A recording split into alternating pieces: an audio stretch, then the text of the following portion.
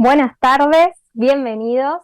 Les damos la bienvenida a la clase abierta, a la educación como intervalo, volver a ser escuelas.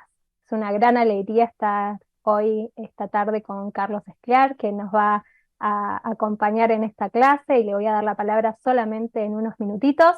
Quería contarles que esta clase se está haciendo en el marco de la edición de septiembre de las diplomaturas universitarias organizadas por Aula Abierta junto a universidades e instituciones, que están pensadas para el acceso al conocimiento basados en nuevos paradigmas de educación para diferentes ámbitos de la enseñanza y del aprendizaje. Muchas gracias por estar del otro lado. Los invitamos a suscribirse a nuestro canal y a las redes de aulaabierta.online para estar enterados, de estas clases abiertas que estamos organizando. Ahora sí quiero darle la bienvenida a Carlos y hacer una muy breve presentación.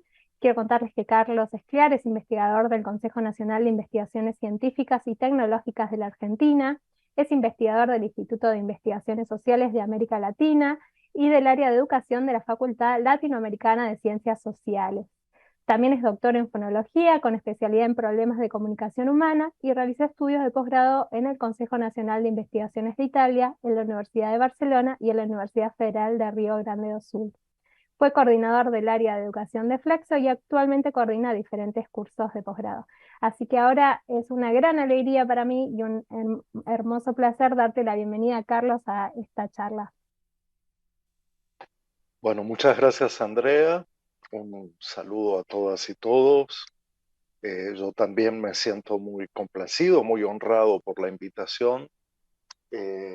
Al mismo tiempo que siempre que voy a tomar la palabra, tengo una especie de temblor en la voz para que obedece obviamente a ciertas dudas, a la inseguridad, a elaborar y relaborar permanentemente eso que un maestro, un profesor, uh, tiene que hacer de su tarea, que es la reflexión sobre el tomar la palabra, el tomarla para sí, para otras y para otros, el tomarla y distribuirla, diseminarla, siempre y cuando haya una comunidad, eh, iba a decir del otro lado, prefiero decir alrededor o a los lados, que quisieran escuchar.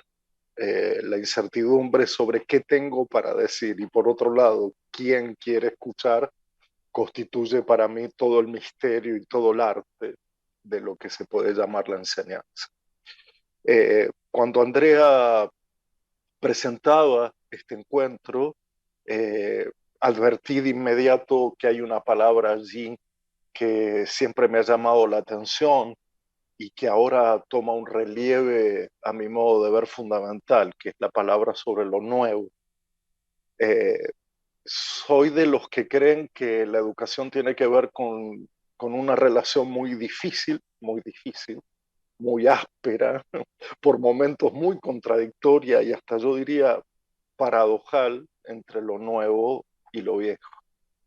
Eh, por momentos me siento completamente desligado de lo nuevo, como si se tratara de algo que ya no me corresponde, no me toca, no es mi época y que hay que dejar pasar, digamos, porque nadie puede interrumpir lo nuevo aparece siempre con una fuerza bestial, con una fuerza arrolladora, pero también tiene algunos visos que vale la pena analizar, sobre todo cuando nuestro tema o cuando el tema que me propone estar aquí es el de convivir, el de estar juntos, el de recuperar un poco esta idea de la educación como lugar de encuentro, como un lugar donde estamos, como un lugar donde permanecemos y como un lugar donde hacemos cosas juntos.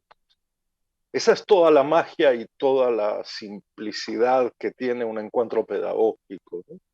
El estar, y el estar quiere decir estar en un tiempo y en un lugar específicos, no estar en cualquier lado, no estar en cualquier momento, o por lo menos antes de la pandemia, con todas las dificultades y las precariedades educativas que conocemos en el país y en la región, eh, la idea de que la educación tiene que ver con un tiempo y un lugar específico era más o menos clara, estaba más o menos ligada a lo habitual. Evidentemente la pandemia crea una ruptura de esa idea y es posible que para muchas y muchos la educación haya perdido esa especificidad de tiempo y de lugar. Eh, y con esto ya voy avisando sobre algunas críticas que voy a hacer, o al menos algunas preguntas que voy a sostener a propósito de si es verdad, si se puede hacer educación en cualquier tiempo y en cualquier lugar. Y si fuera así, si lo afirmáramos, digamos, si nos entregáramos a esta fuerza de lo nuevo, cómo justificaríamos o cómo pensaríamos o cómo analizaríamos la especificidad de un tiempo y un lugar llamado educación.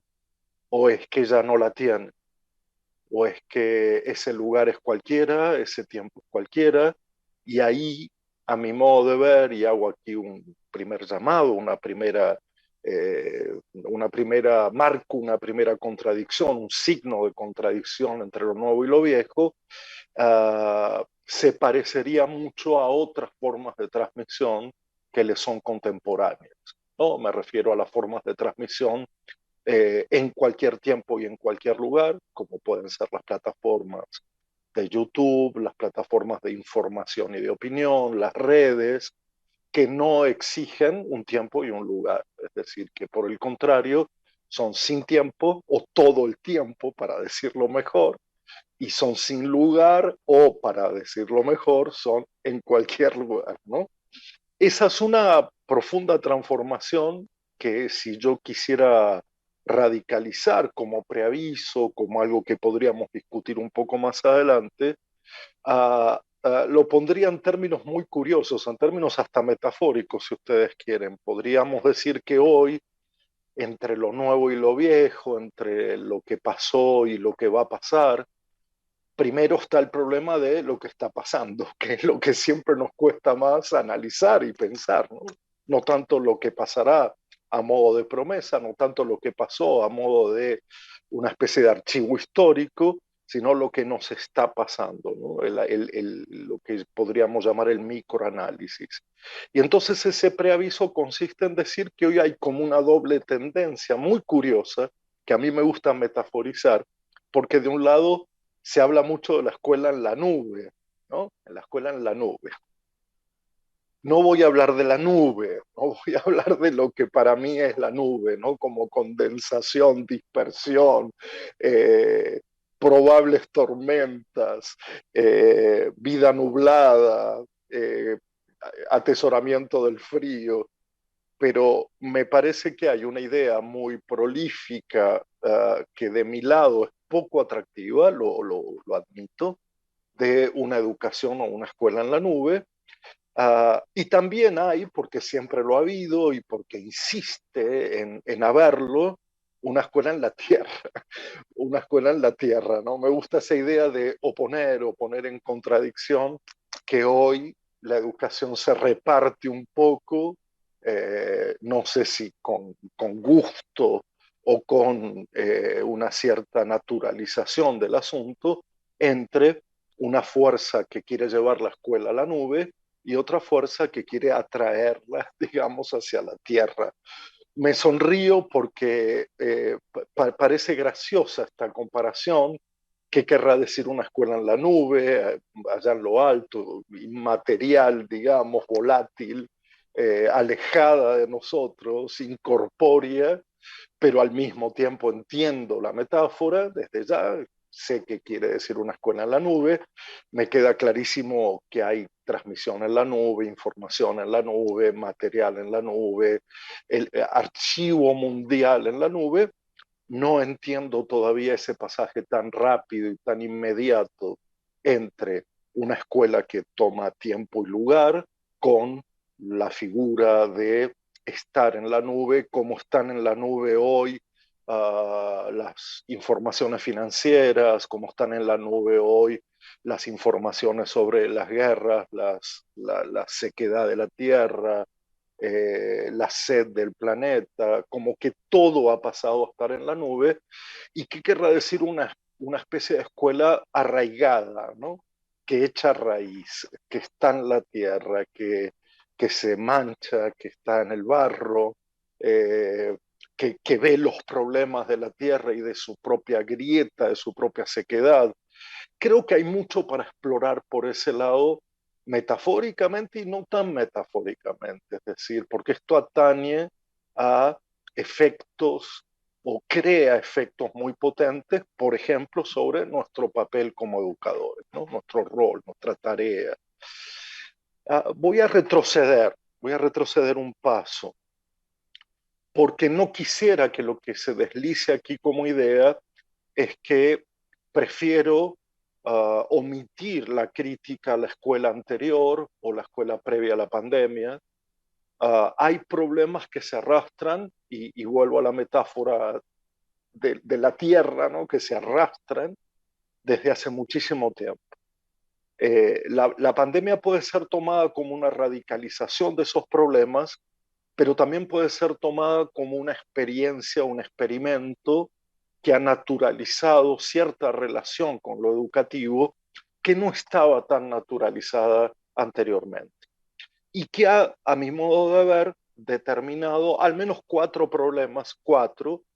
eh, Voy a hacer una metáfora de la nube, voy a condensarlo en cuatro, pero evidentemente los problemas son con sus matices, sus detalles, son mucho mayores, pero que algunos han nucleado bajo la forma de discutir el problema de un capitalismo digital, si ustedes quieren pensarlo de ese modo, que sería ya la radicalización última de una época, de un periodo, de un espacio de tiempo, que viene desde hace muchísimo tiempo. Yo no lo puedo fechar, no lo puedo datar, pero voy a dar algunos elementos de alertas que durante la historia reciente se venían planteando y que hoy parecen muecas o parecen caricaturas de lo que acabó siendo, ¿no? Aclaro cuando digo capitalismo digital es porque es una nomenclatura que la bibliografía está utilizando, porque es una forma de expresar sintéticamente un nuevo modo de el utilitarismo, el conocimiento como mercancía, las relaciones interesadas, el valor de trueque y tantas otras cosas que caracterizan desde hace siglos el capitalismo, pero que hoy asume, ¿no? Tiene como adjetivación esto de digital, ¿no? Del tacto, de cómo el conocimiento y las relaciones humanas se han vuelto intercambiables con datos. Y básicamente esos cuatro problemas que han sido planteados por muchas y por muchos tienen un común denominador. El común denominador es que nosotros venimos de un imperio de descuidos, nuestra tierra, nuestro planeta ha sido descuidado, se le ha pedido a la educación que cuide, se le ha exigido, exhortado que cuide, pero al mismo tiempo, bajo un imperio de descuidos, le ha planteado a la educación una paradoja muy difícil de resolver, que yo lo plantearía así: cómo en una época a la cual podríamos llamar del imperio de los descuidos se puede cuidar los cuerpos, se puede cuidar la salud, se puede cuidar el hambre, se puede cuidar el lenguaje, se puede cuidar la historia, la memoria, en un contexto de descuido. Y entonces, evidentemente, la pandemia arrastró eh, hacia esa paradoja entre los descuidos y el cuidado a un lugar muy difícil de resolver. Entonces se crearon, a mi modo de ver, cuatro problemas que ya mismo los enuncio, los declaro, digamos, porque, perdonen que sea así como desordenado, pero es que si ya supiera lo que tengo para decir, daría lo mismo cualquier lugar y cualquier tiempo, pero esto lo estoy diciendo aquí y ahora en este contexto para alguien, ¿no? Para alguien, para un contexto. Y lo que quería decir es que en ese retroceso que quiero hacer, es que está claro que no tenemos todavía un retrato finalizado sobre los efectos pandémicos, que sería muy, a mi modo de ver, muy banal ya dar por terminado ese retrato, porque efectivamente puede haber consecuencias, y las sigue habiendo, de mucha soledad, de mucha pérdida, de mucha enfermedad todavía hoy, de mucho riesgo, que darlo por concluido, darlo por acabado, impediría seguir escuchando algunas historias de niñas, de niños, de jóvenes, muchos de los cuales han tenido un apagón educativo. Me gusta esta idea del apagón, y que no se resuelve simplemente volviendo a la escuela o al colegio o a la universidad o a los profesorados, siendo este el problema puntual que quiero abordar, ¿no? ¿Qué quiere decir volver? ¿Y cómo volver? ¿No? ¿Y qué es esta vuelta en la cual todavía estamos viviendo afectados y aquejados de algunas cosas que han pasado? Sin más, me parece que ha habido antes de la pandemia, pero la pandemia lo ha radicalizado todavía más, una cierta desaparición del vínculo educativo.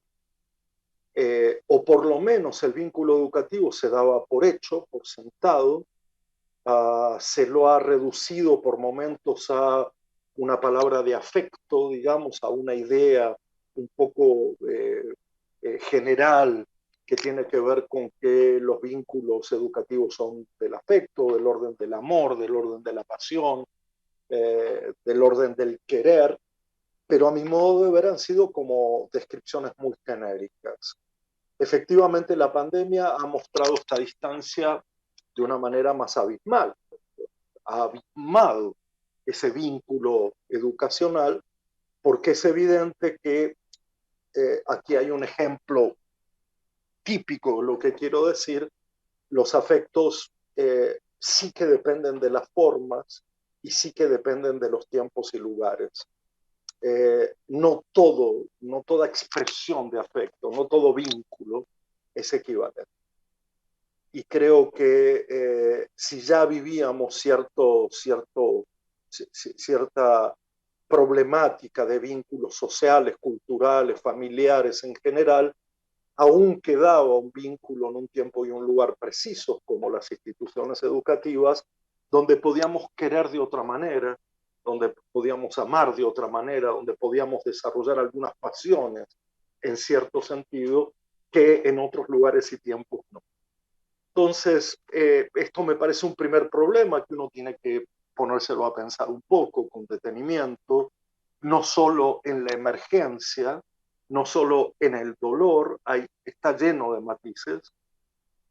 Por ejemplo, en lo solitario, en esta sensación que ha habido a lo largo y a lo ancho del mundo de algo ya no ligado a la soledad como espacio personal, íntimo, hasta yo diría virtuoso, sino solitario en el sentido de enfermizo, de estar aquejado de lo solitario. Me parece que hay un segundo problema que tiene que ver con el desplazamiento de la figura del educador, o lo voy a decir de una manera todavía más precisa, de la figura del educador o de la educadora como enseñante.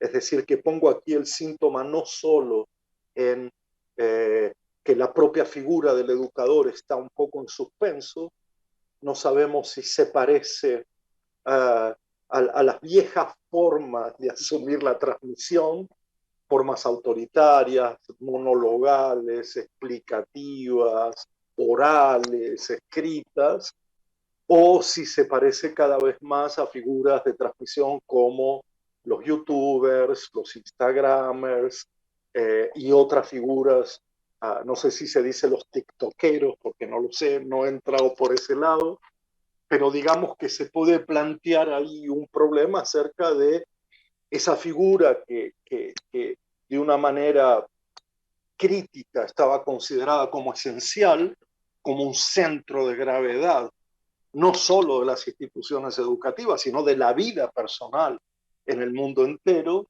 Es decir, mi maestra, mi maestro, cómo adquirían ese protagonismo en las biografías personales y colectivas, evidentemente se ha desplazado hacia otras figuras nuevas, eh, y esas figuras nuevas, sin ánimo de crítica, plantean otro tipo de relación con la enseñanza que al menos puedo yo decir no es de carácter público, no es de carácter colectivo, sino que muchas veces es de carácter privado y personal y que además genera el conocimiento como mercancía y como un intercambio de valores, digamos.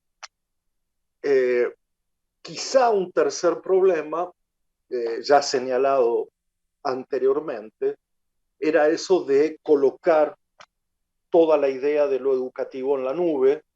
Creo que durante la pandemia, más allá y más acá del dolor, las ausencias, las pérdidas, hubo como, y esto lo he puesto en conversación con mucha gente de muchas generaciones, como dos sensaciones raras.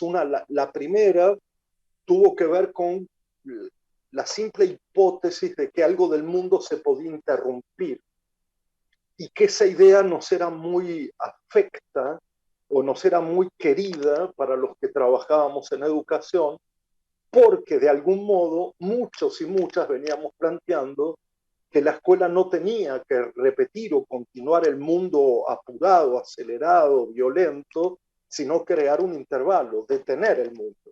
De alguna manera hacer que las instituciones educativas sean lugares de detención del horror del mundo, de la violencia del mundo, del machismo del mundo y de todo lo que ya sabemos, del racismo del mundo, etcétera.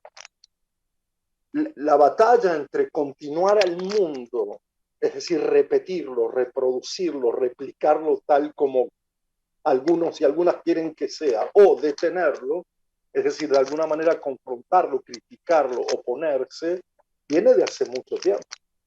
Pero en la pandemia vuelve a surgir esto de, al principio parecía que la experiencia de detención podía darnos una señal de que el mundo necesitaba detenerse frente a esta situación. Solo que, ¿cuánto duró la idea de detención, la idea de volver a pensar qué quería ser mejor, qué quería ser, tener otro mundo, otra vida? ¿Cuánto duró?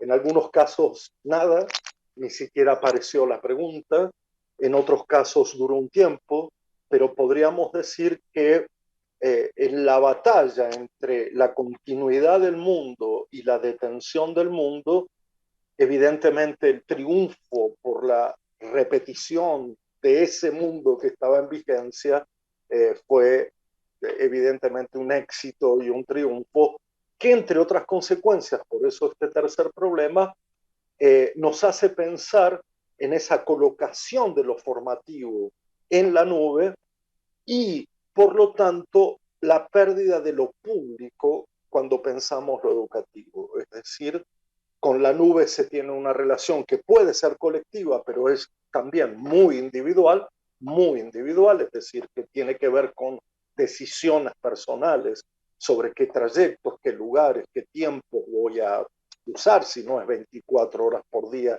7 días a la semana.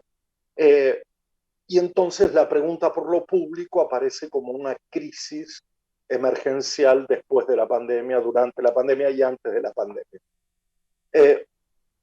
Se absorbe, y este es el último problema, el acto educativo, todo lo que llamábamos el acto, el gesto, la acción educativa en la esfera digital, es decir, se traducen todos los detalles, contenidos, gestos, acciones que desbordaban eso que llamábamos educar y se concentran en una esfera digital. Y en esa traducción, en ese pasaje, hay que ver qué queda, qué permanece, que se pierde, que se ignora, que se olvida, que se abandona y que se instala, ¿no? Entonces, este es el juego entre lo viejo y lo nuevo que muchas veces omite, como dije antes, el presente, lo que está pasando.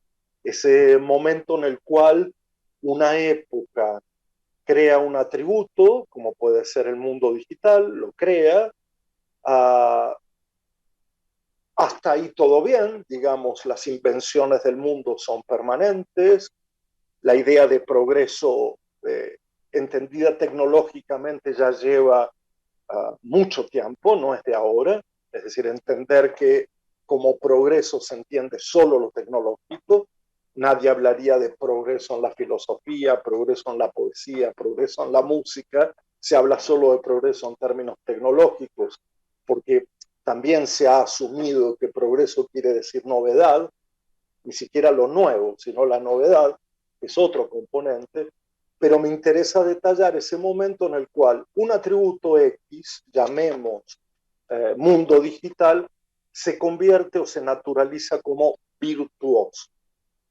Es decir, que inmediatamente inventado, creado, diseminado, eh, lo que es un atributo que comparte con otros atributos epocales, ¿sí? Porque se puede decir que al lado del mundo digital está el mundo de la calle, al lado del mundo digital están los movimientos feministas, al lado de eso están los jóvenes que plantean otro planeta, otra tierra, otro mundo, pero cierto mundo lo que hace es convertir un atributo en virtud.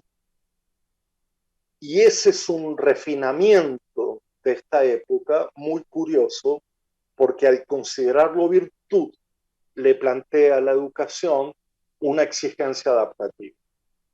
Y aquí estamos en una de las derivaciones más complejas, más difíciles de analizar, de pensar, de elaborar con otros y con otras, que es ese momento en el cual se plantea la otra tensión, que es la que va de uh, uh, un enunciado de que la educación ayuda a emancipar, a liberar, a pensar, a crear, a inventar, pero al lado o en el mismo momento hay una fuerte idea de adaptación o de exigencia de adaptación, o incluso lo diré con otra palabra, de exhortación. Es decir, entender la educación como una exhortación a los individuos y a las comunidades a adaptarse a las exigencias de una época determinada. Y esta ha sido la vuelta, ¿no? Una vuelta que ha planteado nuevas exigencias, una vuelta en un contexto de miseria, de hambre, de falta de trabajo, y que curiosamente insiste en entender que lo único que vale la pena de la escuela es su carácter de preparación, ese carácter preparacionista, donde muchos identifican lo educativo como aquello que prepara. Preparar para el futuro, preparar para hacer otra cosa, preparar para el futuro empleo, preparar para el trabajo, si lo hubiera, preparar para la vida, creando una curiosa transformación que yo llamaría la transformación del mundo en mercado y de la vida en ganarse la vida.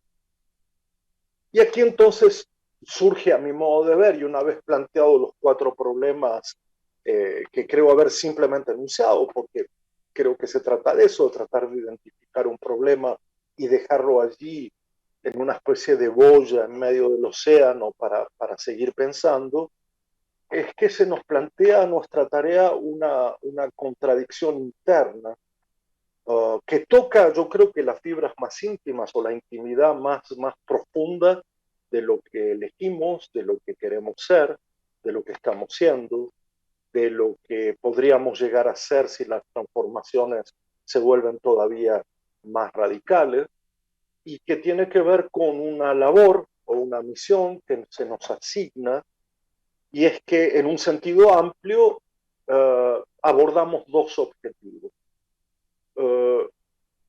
Y en eso me parece que no hay demasiada discusión. Que es cierto que nosotras tenemos como tarea esencial con nuestros actos pedagógicos, con nuestros gestos, con nuestros textos, colaborar en la inserción de los más jóvenes, de los alumnos, de los niños, de los estudiantes, de los aprendices, a la sociedad en la que se vive para que puedan desempeñar un cierto papel, un cierto rol social, como trabajadores, como aprendices, eh, como amadores, como noveles. Y es cierto que ese carácter de preparación fundó la escuela moderna, a preparar a los niños, a los más pequeños, para el futuro trabajo, para su futura inserción en la sociedad. Si fuera solo esto, yo entendería que perderíamos un poco de vista el carácter artesanal, el carácter artístico, el carácter ético de nuestra tarea. Si fuera solo una labor de preparación, porque además esto trae como consecuencia el hecho de tener que pensar que ese futuro está siempre amenazado, y eso es algo que podríamos haber aprendido de la pandemia. Está amenazado de su propio límite, de su propia autodestrucción, de su propia impotencia, de su propia incapacidad. Llega la pandemia y cambia todos los aspectos de la vida en comunidad y todos los aspectos de la vida en el mundo. De tal manera que a mí me resulta insuficiente, me resulta, para decirlo coloquialmente, poca cosa, resumir o que la educación simplemente absorba una tarea de preparación cuyo destino no está en la educación, porque no está decidido al interior de la educación qué futuro, qué trabajo, qué empleo, sino que esto está decidido en un plano macroestructural por efectos de políticas internacionales, políticas empresariales, los movimientos globales, y no depende tanto de lo que las instituciones educativas decidan en cuanto a decir formar solo músicos, formar solo poetas, solo filósofos, solo acróbatas, solo lo que ustedes quieran. Entonces, ahí hay un problema cuando de uno de los dos objetivos el mundo decide por el de la preparación, y encuadra y deja solo por dentro, es decir, absorbe esta idea de preparación como la única verdadera, entendiendo que además esa decisión de preparación no depende de cuestiones únicamente formativas, sino que depende claramente de algo que podríamos llamar el mercado. Pero hay otro objetivo, y es un objetivo que yo quiero subrayar, resaltar, poner en evidencia, sin menospreciar la preparación, porque tampoco creo en una formación aislada, en una formación que deje aislados a unos individuos y comunidades fuera del mundo o fuera de cierta parte del mundo. Entonces, ese segundo objetivo, esa segunda función, que es más histórica, digamos, se puede retroceder históricamente a ella, es la de lograr que individuos y comunidades piensen por sí mismas, sean autónomos en sus decisiones, se puedan hacer responsables de sus propias vidas, de sus propias culturas, de sus propias comunidades, asumir responsabilidades ético-estéticas formativas. Eso de pensar por sí mismo, que parece entrar en completa y flagrante contradicción con la educación prepara, y si lo pongo al lado de la educación crea la posibilidad de pensar por uno mismo, por uno que siempre es singular y plural, es decir, no estoy hablando del individuo aislado, sino del individuo en comunidad, pareciera nunca componer una pieza, sino que siempre se resquebraja en su mitad. Es un rompecabezas que parece imposible, como si yo formulara aquí cómo unir, cómo reunir en un mismo acto, en una misma institución, en un lugar y en un tiempo determinados, la preparación hacia una vida futura y el poder pensar en sí mismo. Porque son dos tiempos completamente distintos, son actos, acciones, modos de funcionamiento, modos de relación completamente distintos. De un lado esto es porque lo digo yo, porque lo dice el mundo, porque lo dice así las publicidades, porque lo dice así los noticieros. Del otro lado, esto de pensar en sí mismo nos hace entrar en una conversación. Y yo entiendo mucho más la educación en términos de conversación que en términos de preparación, sin omitir. Es decir, sin que esto se entienda como no hay que preparar. Lo que digo es, si queremos que nuestros estudiantes, aprendices o como quieran llamarlo, piensen por sí mismos, repitiendo la idea de que pensar por sí mismo no es pensar solos, sino en colectividad, en convivencia. La pregunta que cabe es, ¿qué se necesita para poder pensar por sí mismo? Y la respuesta, a mi modo de ver, está al alcance de la mano. Lo que se necesita para que alguien pueda pensar por sí mismo es una comunidad de pensamiento, una comunidad de conversación, una comunidad de conocimiento. Eso para mí es la escuela, básicamente. Una comunidad de pensamiento, una comunidad de conversación, una comunidad de conocimientos y de movimientos, desplazamientos, acciones que van tejiendo estas tres cuestiones. Pensar, conocer, explorar, de alguna manera estar atentos al mundo, ser curiosos con el mundo. Pero se necesita no un dictado de un mundo empresarial, informativo, digital, sino que lo que se necesita es una comunidad de pensamiento y eso para mí es la escuela. Pero si lo vuelvo a decir, una comunidad de pensamiento que se entienda, no es el pensar separado del mundo, es el pensar encarnado, el pensar a través de la acción, el pensar a través del juego, a través de las narrativas, a través de los cuentos, a través del teatro, a través de la filosofía, a través de la geografía, de la historia, de las matemáticas. Es el pensar en ese sentido, el pensar encarnado, necesita de una comunidad de pensamiento que no se parezca, que no sea igual, que no sea idéntica a la comunidad global que decide en qué hay que prepararse y qué hay que desechar. De tal manera que planteada esta paradoja, fíjense ustedes que tenemos delante nuestro algo así como dos mundos. Si la pregunta anterior para mí era, ¿qué hacemos? ¿Continuamos el mundo que destruyó en gran medida el planeta? ¿Continuamos el mundo que plantea exhortaciones imposibles de cumplir para los más pequeños y para los jóvenes y que los deja agotados o sin sentido o en una relación inmanente con el mundo pero no trascendente, que olvida las narrativas, las mitologías del mundo? ¿O lo detenemos? Y esta que era la pregunta anterior se puede encarnar ahora de otra manera en este doble objetivo, preparación para ese mundo, es decir, ir al mundo como mercado y aprender a ganarse la vida, la preparación, o salir al mundo y aprender a vivir.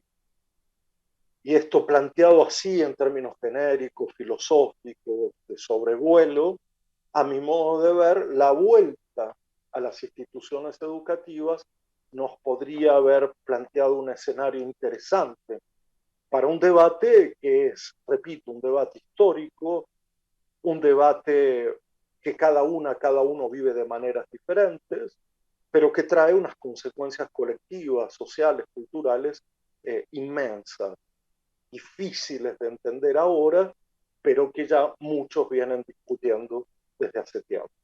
Señalo en este sentido tres llamados de atención que la historia de la educación, la historia de la filosofía o la historia de los conocimientos pedagógicos nos han planteado en el tiempo. La primera nos proviene de los años 60 del siglo pasado, una filósofa llamada María Zambrano alertaba por entonces que notaba o advertía una cierta condición infrahumana en la formación cuando o debido a dos síntomas fundamentales. Uno, el de haber entendido que todo conocimiento debía ser utilitario, ya entonces, que el conocimiento tiene que servir para algo porque si no, no es conocimiento, haciendo entonces del conocimiento algo muy distinto al saber o al conocer, y buscando en el conocimiento, yo diría, estrategias de adaptación, y decidiendo qué es lo que sirve y qué es lo que no sirve para cada época.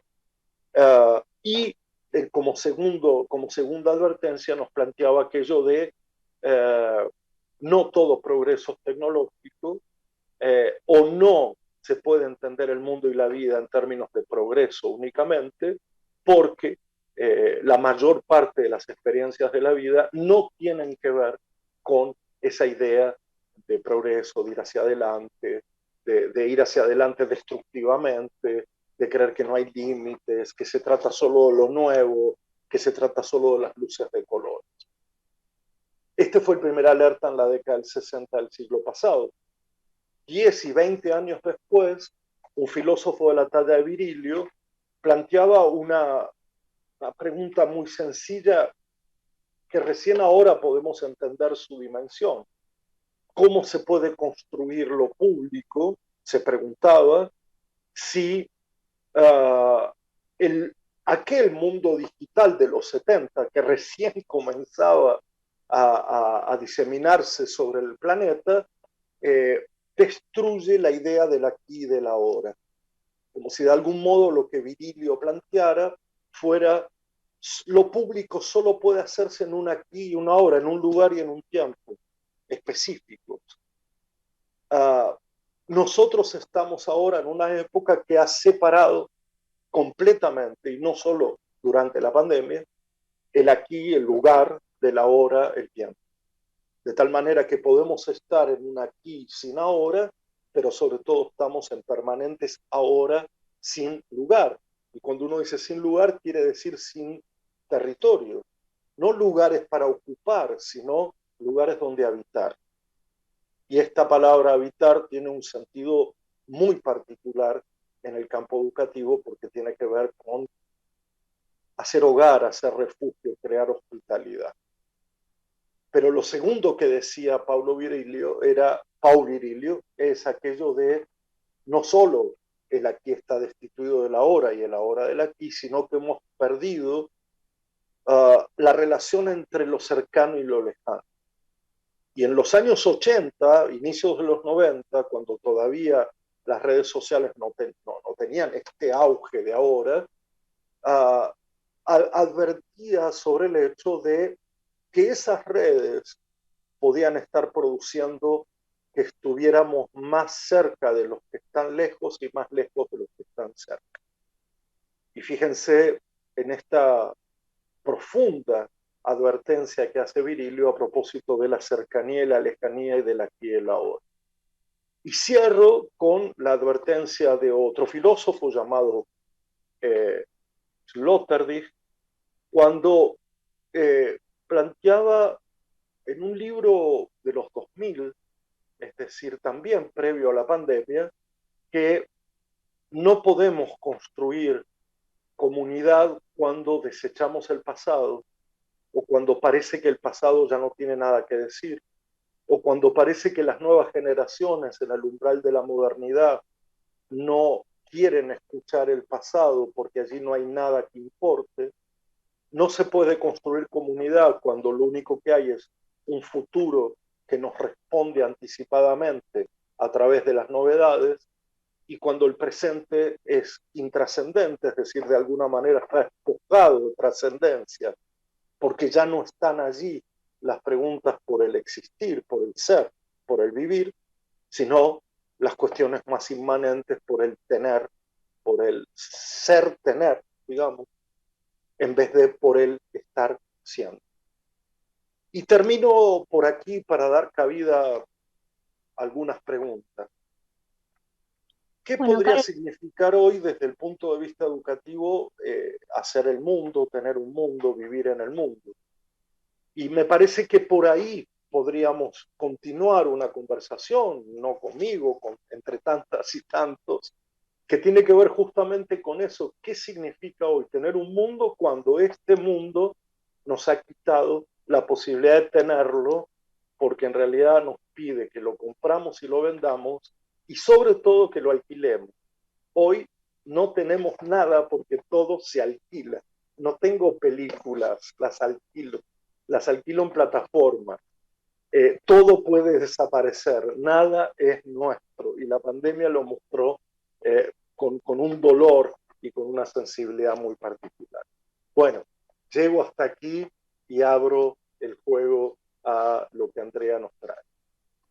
Bueno, Carlos, muchísimas gracias por compartirnos todas estas reflexiones. Sin duda nos quedamos pensando, fuimos dialogando mentalmente con vos y con todo lo que ibas comentando. Nuestra comunidad envió algunas preguntas y tenemos algunos minutitos, así que te quiero acercar algunas para que puedas contestar, si te parece bien. Con mucho gusto y perdón por mi atolondramiento y es que me apasiono, pierdo el rumbo. Es como si estuviera en una conversación de verdad, digamos, donde Sí, el tema se pierde, ¿no? Un poco esa idea de qué estábamos hablando, ¿no? Así sí, que sí, sí. adelante, adelante, Andrea. Fue muy interesante y se sintió eso también y fuimos como compartiendo con vos ese devenir de los pensamientos y fue muy interesante, así que muchísimas gracias. La primera pregunta que te quería acercar tiene que ver con esto de que comentabas sobre las distintas problemáticas actuales, ¿no? Y alguien que evidentemente es docente nos dice, con todas estas problemáticas actuales que se presentan en el aula, ¿en cuáles hay que pensar y abordar primero? Pensando en las urgencias y en las necesidades, pensando no solo en lo pedagógico, sino también en lo social, lo cultural, lo emocional, lo económico, todo eso que atraviesa el aula. Ahí se me ocurren decir dos cosas. Voy a tratar de ser lo más breve posible, pero no quiero desatender la profundidad de la pregunta. Por un lado, me da la impresión que en esto también hay como un corrimiento de la escuela y de nuestra tarea hacia lugares que en otras épocas eran impensables. Lo que tuvimos que hacer durante la pandemia, pues enseñar, sí, pero sobre todo era cuidar, acompañar, habilitar, escuchar, prestar atención. Supongo que eso se mantiene, supongo que eso se ha incorporado al gesto educativo sin perder de vista lo colectivo. Que ya habrán visto que hay aquí una tendencia histórica a pasar de lo terriblemente singular y puntual de los sujetos específicos a lo terriblemente general y uniforme. Y creo que hay que articularlo de otra manera entre lo urgencial y lo permanente, porque creo que tenemos una tarea que no es solo la del urgente, dar cuenta de la urgencia. Ya hemos pasado por ser comederos, por ser enfermeros, por ser psicólogos de prevención. Las escuelas se han transformado en tantas cosas distintas a lo largo de la historia, pero hay una doble tarea, que es responder a lo emergencial sin olvidar que algo tiene que ser permanente en la educación, que algo tiene que durar, que un vínculo tiene que ser duradero en lo efímero de la época.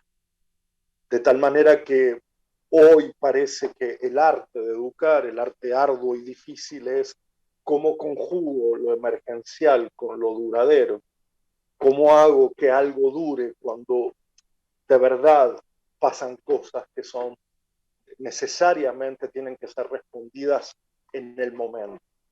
Pero si solo fuera emergencial, nunca llegaríamos a ese momento en el cual la educación pudiera tener algún piso de transformación. Esto es lo primero que quiero decir.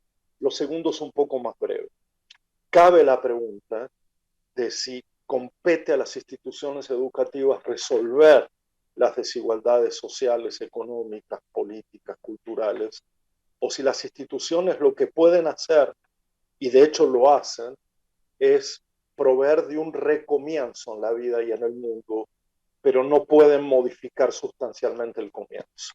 Yo sé que esta es una afirmación un poco complicada, es problemática, pero más de una vez hemos puesto en discusión y en conversación de si la escuela puede resolver el hambre, la miseria, la pobreza, o si eso compete a una política del nacimiento que en nuestra región es siempre desigual. De tal manera que la escuela, en vez de repetir la desigualdad, tiene que ofrecer un recomienzo. Y no puede resolver el hambre, puede ayudar a que se coma en la escuela. Eso desde ya. No puede resolver la miseria, pero puede dar la oportunidad de que recomencemos y no seamos miserables toda la vida. ¿eh? Entonces creo que ahí la palabra que yo pondría en medio sería la de recomenzar, la de ofrecer la experiencia del recomienzo, de que la vida no tiene por qué ser así, y que el mundo no tiene por qué ser así. Muchas gracias, Carlos. También nos acercaron otra que tiene que ver con esto que decías vos, ¿no? De la escuela como comunidad de pensamiento. Y nos preguntan, te preguntan en realidad vos, ¿qué claves identificás como prioritarias en el encuentro interpersonal de lo cotidiano en lo escolar, entre educadores, estudiantes y familia? Bueno, ahí me estoy acordando de cómo se planteó este asunto en otros países, cuando durante la pandemia la relación entre familia, educadores y estudiantes se hizo otra cosa. Se la planteó en términos de necesaria confluencia, porque si no esto era imposible, digamos. La idea de dar una cierta idea de continuidad, ¿no? Un cierto aire de continuidad a los pedagogos, aunque la experiencia era otra, era todo lo contrario, ¿no? Era la de la interrupción y no la continuidad. Y en otros países se planteaba una paradoja, que era, bueno, durante la pandemia hemos pedido a las familias colaboración, solidaridad, hemos trabajado juntos, y ahora que hemos vuelto a la escuela, sobre todo en los primeros países que volvieron mucho antes que el nuestro, por así decirlo, eh, quedaba la pregunta, ¿y ahora qué hacemos con las familias? ¿No? Las volvemos a dejar un poco como afuera, tienen injerencia en la formación de sus hijos en la esfera pública, o cómo se produce ese pasaje entre lo privado de una familia, de un barrio, de una casa, a lo público de una institución. Y creo que la pregunta ahí queda, creo que la pregunta ahí permanece, ¿no? Se ha planteado un nuevo vínculo. ¿Ahora qué hacemos? ¿Lo naturalizamos o lo ponemos en discusión? Yo era de la idea de que la escuela no era una continuidad de la familia, sobre todo en nuestros países, porque eso hacía que se replicara la desigualdad que ya provenía de esa primera relación de nacimiento-familia. Y que entonces la escuela tenía que producir una especie de corte, ¿no? Como si a partir de ahora que estás en la escuela, se ponen en juego criterios de igualdad distintos a los de tu familia, a los de tu barrio, a los de tu casa. Pero ahora la cosa está revuelta, en el sentido que han cambiado los vínculos, etc. Y sobre la relación entre educadores y estudiantes, bueno, yo quiero recordar que es una relación de estudio, eso, por eso hablaba de lo permanente y no solo de lo emergencial. No sé qué está pasando, que se ha transformado la palabra estudio en aprendizaje, y es muy diferente, son palabras muy diferentes. Yo creo que hay que sostener una relación de estudio. Creo que todavía el estudio tiene que ver con el pensar por uno mismo, tiene que ver con tomar propias decisiones, con un ejercicio de libertad, con un ejercicio de conocimiento y curiosidad por el mundo.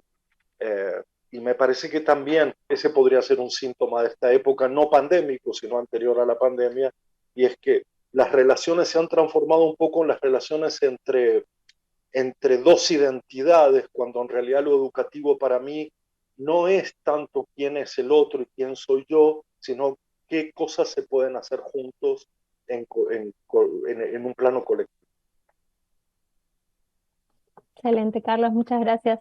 Y apareció acá otra pregunta también que vos contás esto de que la escuela, estamos volviendo a la escuela, un espacio de conversación, y acá un docente nos dice que se encuentra en su aula con un mutismo, ¿no? Sobre Sí. todo en escuela secundaria, y que es muy difícil establecer un diálogo cuando del otro lado nos encontramos algo, vos habías dicho, este apagón, este silencio. ¿Qué reflexiones te despierta eso? Bueno, primero que sí, que yo tiendo a pensar que tiene razón, que lo que dice es cierto, que es su experiencia, eh, que no puedo dudar de que hay una enorme dificultad de conversación, pero esto está, no hay que ponerlo en los jóvenes, esto hay que ponerlo en, es decir, hoy estamos atravesando una época que ha roto la distancia entre generaciones, de tal manera que pareciera que todos somos joviales o todos somos viejos antes de tiempo. Nadie puede tener infancia y eso ha creado como una especie de acortamiento de las distancias entre generaciones, lo que era condición sine qua non para pensar lo educativo. ¿No? O sea, otra vez vuelvo al principio, entre lo viejo y lo nuevo. pero de alguna manera, si hemos rechazado también nosotros lo viejo, si hemos entrado en la novedad, si nos hemos juvenilizado, claro que la conversación es imposible, pero no por el mutismo de los jóvenes. También hemos perdido nuestros propios hábitos de conversación, los ancestrales, los de pueblo, los de barrio, los de calle, por miles de motivos que darían para otra discusión.